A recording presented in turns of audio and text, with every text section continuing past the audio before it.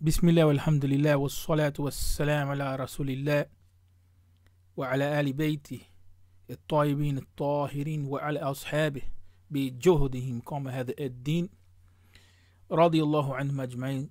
أما بعد, in this session we want to focus on the saying attributed, narrated from Imam Ahmad bin Hanbal rahmatullahi alayhi in regards to Ijma', to the consensus of the ulama or the consensus of the scholars that stand as a representation of the ulama, sometimes referred to as the consensus of the ummah. Now, many of us who have heard the statement of Imam Ahmad bin Hanbal rahmatullahi alayhi in relation to Ijma'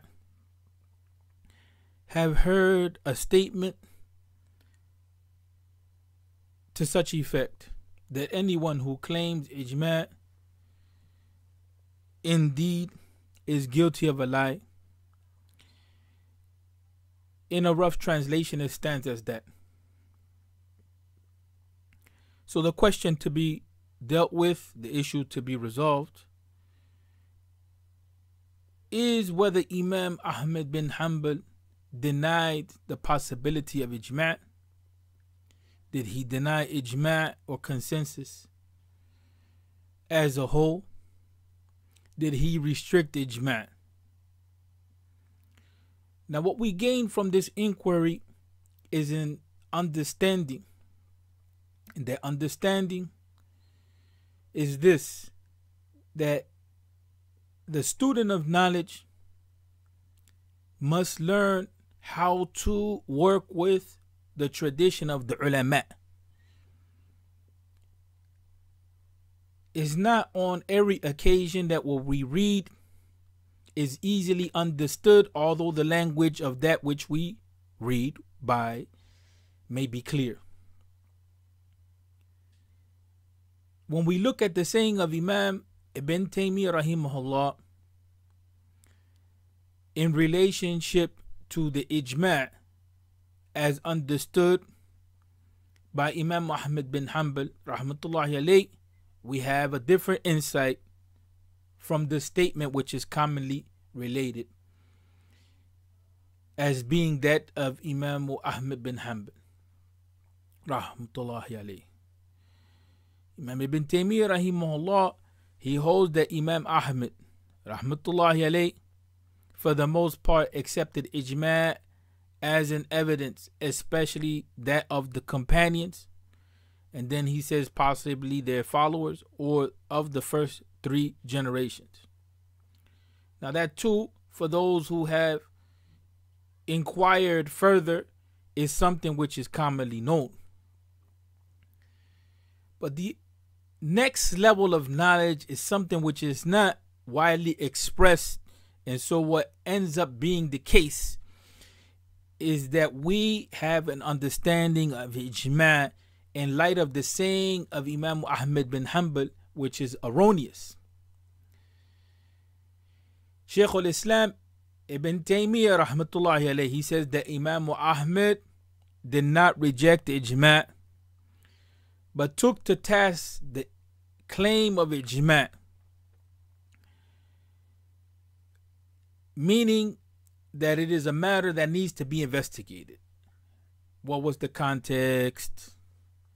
This is where methodology in reading the writings of the ulama becomes an issue of importance.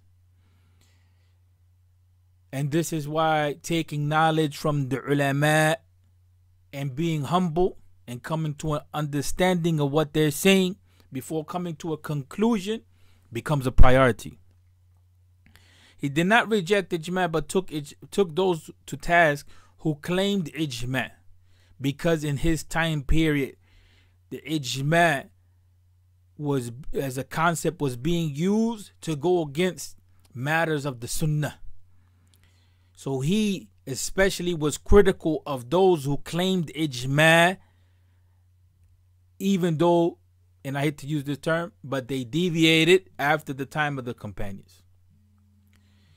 And Shaykh al-Islam Ibn Taymiyyah rahmatullahi alayhi, he says that Imam Ahmad bin Hanbal makes little mention or reference to ijma after the 3 periods that we rightly call the period of the Salaf as-Salih, the first 3 generations.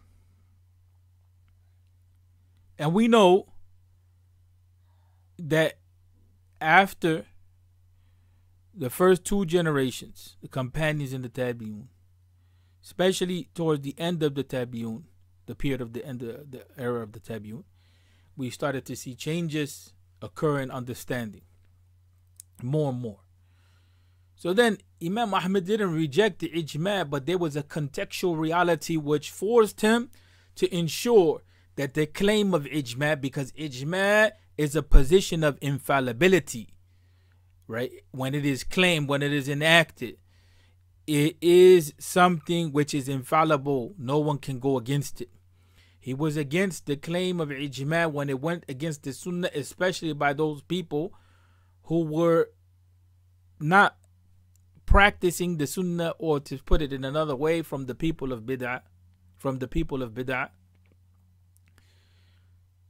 So then Imam Ahmad rahimahullah is not that he was against ijma, but he was against claims of ijma that went against the sunnah in the context of his age, the context of persecution. We know that he was persecuted by the Mu'tazilah. We know that the context created a situation which made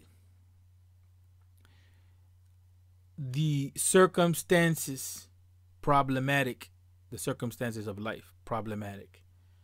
So again, then, to say that Imam Ahmad rahimahullah said that every claim to ijma is indeed a lie without any qualification, that statement by itself without any qualification, it's a problematic statement when not contextualized properly. And if it wasn't for Shaykh al-Islam ibn Taymiyyah rahimahullah, many would not have understood this saying in its proper light, right? So then we have to read the works of the ulama, referring to other ulama and referring to proper methodology, context, place, time, principles, etc. are all necessary for the student of knowledge. So if we take knowledge seriously, then let us ask Allah tabaraka wa ta'ala to increase us in understanding and to make us the people of ibadah and the people of an intention which is pure and for the sake of Allah, and to make us the people that are concerned with the well-being of the ummah and concerned with the teachings of Islam, and that they're communicated to the next generation. أقول قولي هذا واستغفر لي ولكم واستغفر الله لي ولكم والحمد لله رب العالمين.